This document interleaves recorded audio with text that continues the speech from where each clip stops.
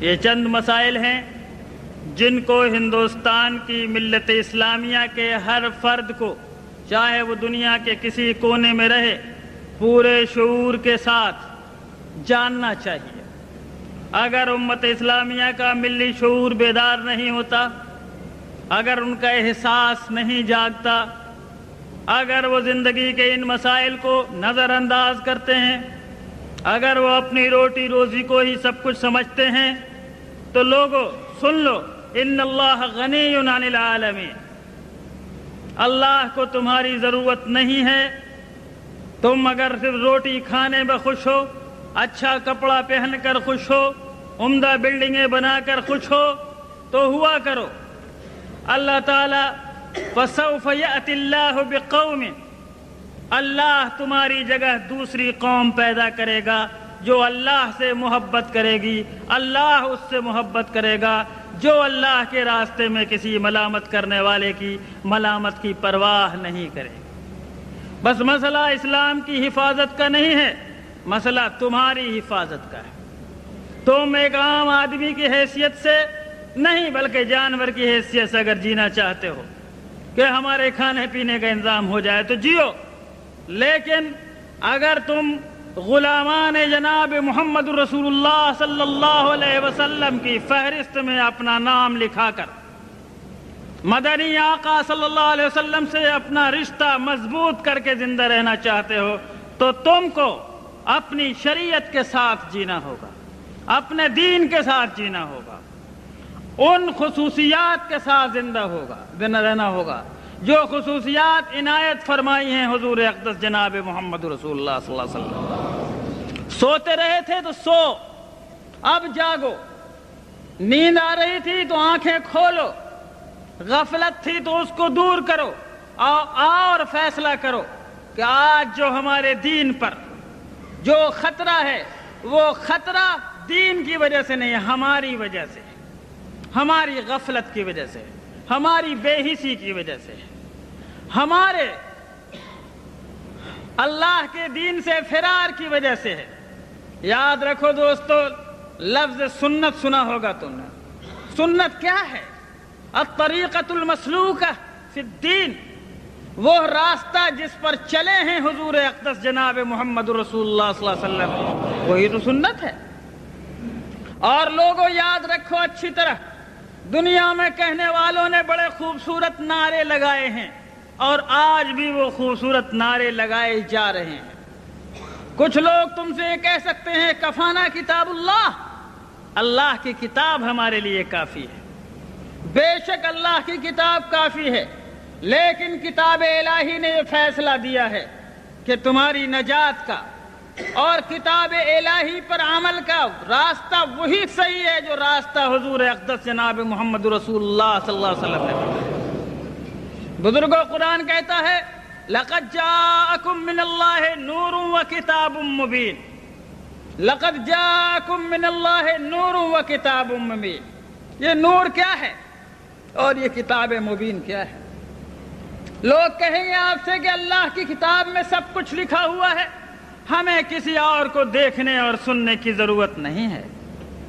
آپ ان سے یہ کہیے کہ ہماری آنکھیں دیکھنے کے لیے بنی ہیں، آنکھیں دیکھتی ہیں کسی چیز کو۔ کوئی بھی پوچھے کہ آنکھ کیوں ہے، کہو گے دیکھنے کے لیے ہے۔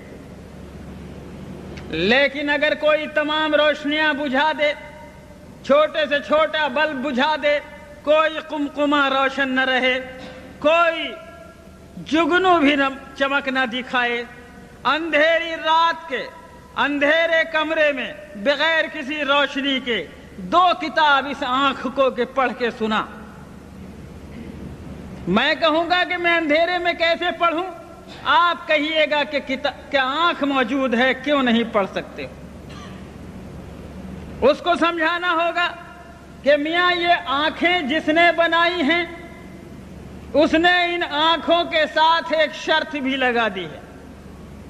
یہ آنکھیں دیکھ سکتی ہیں بے شک، لیکن اندر کی آنکھ باہر کی روشنی کے ساتھ دیکھتی ہے۔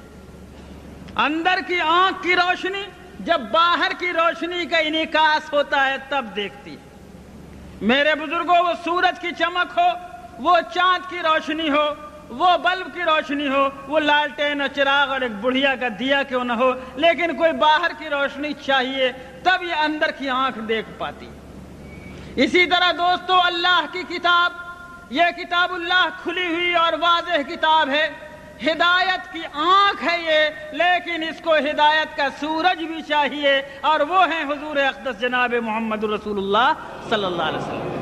بس اگر اللہ کی کتاب سے راستہ دیکھنا چاہتے ہو تو کسب نور کرنا پڑے گا سراج منیر سے، اور وہ ہیں حضور اقدس جناب محمد رسول اللہ صلی اللہ علیہ وسلم۔ لقد جاءکم من اللہ نور و کتاب مبین، اللہ کی طرف سے تمہیں نور بھی ملا ہے، روشنی ملی ہے، اور کتاب مبین ملی ہے۔ انا ارسلناک شاہدا و مبشرا و نذیرا و داعیا الی اللہ باذنہ و سراجا منیرا۔ وہ روشن سورج، روشن چراغ کون ہیں؟ حضور اقدس جناب محمد رسول اللہ صلی اللہ علیہ وسلم۔ اے میرے بزرگوں، اسی لیے کہہ دیا گیا کہ لوگوں اللہ کی محبت چاہتے ہو،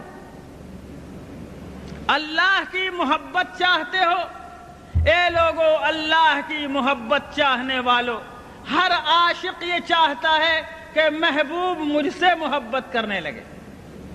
بس اے اللہ سے محبت رکھنے والوں، کیا تم نہیں چاہتے کہ اللہ بھی تم سے محبت کرے؟ اور اگر یہ چاہتے ہو کہ اللہ تم سے محبت کرے تو پھر اس کا ایک ہی راستہ ہے، پیروی کرو جناب محمد الرسول اللہ صلی اللہ علیہ وسلم۔ بس اے اللہ سے محبت کرنے والوں، اگر اللہ کے محبوب بننا چاہتے ہو تو اتباع کرو جناب محمد الرسول اللہ صلی اللہ علیہ وسلم۔ قل ان کنتم تحبون اللہ، قل ان کنتم تحبون اللہ فاتبعونی یحببکم اللہ۔ کہہ دیجئے لوگوں سے، اگر یہ اللہ سے محبت رکھتے ہیں تو یہ پیروی کریں میری، یعنی جناب محمد رسول اللہ صلی اللہ علیہ وسلم۔ کیا ہوگا اس سے؟ یحببکم اللہ، تم سے اللہ بھی محبت کرنے لگے گا۔ بس لوگوں، اللہ کی محبوبیت کا راستہ اتباع ہے حضور اقدس جناب محمد رسول اللہ صلی اللہ علیہ وسلم۔